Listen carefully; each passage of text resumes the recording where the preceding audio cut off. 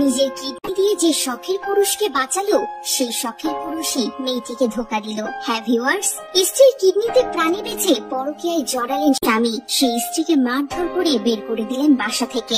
ভালোবাসলে মানুষ অন্ধ হয়, যুগ যুগ ধরে সমাজে এই কথা প্রচলিত। ভালোবাসার মানুষের জন্য আত্মত্যাগের অসংখ্য গল্প ছড়িয়ে আছে। 35 বছর বয়সী নারী উম্মে শাহিদিনা টুনির গল্প যেন এর চেয়ে কোনো অংশে কম নয়। যিনি নিজের কিডনি দিয়ে স্বামীর জীবন বাঁচিয়েছিলেন, সেই স্বামী সুস্থ হয়ে জড়িয়ে পড়লেন পরকীয়া ও অনলাইন জুয়ায়। শুধু তাই নয়, সেই স্ত্রীকে মারধর করে বাড়ি থেকে বের করে দিয়ে প্রেমিকার সঙ্গে বসবাস করছেন তিনি। অমানবিক ও হৃদয় বিদারক এই ঘটনাটি ঘটেছে সাভারের কলমা এলাকায়। অকৃতজ্ঞ স্বামী তারেকের বিরুদ্ধে নারী নির্যাতনের মামলা করেছেন টুনি। তারেক গ্রেপ্তার হলেও বর্তমানে জামিনে আছেন। ভাবতে পারছেন যে স্ত্রী কিনা নিজের কিডনি দিয়ে ভালোবেসে স্বামীকে বাঁচালো, সেই স্বামী তাকে মারধর করে বের করে দিয়ে অন্য নারীতে আসক্ত হলো। হাইরে শখের পুরুষ।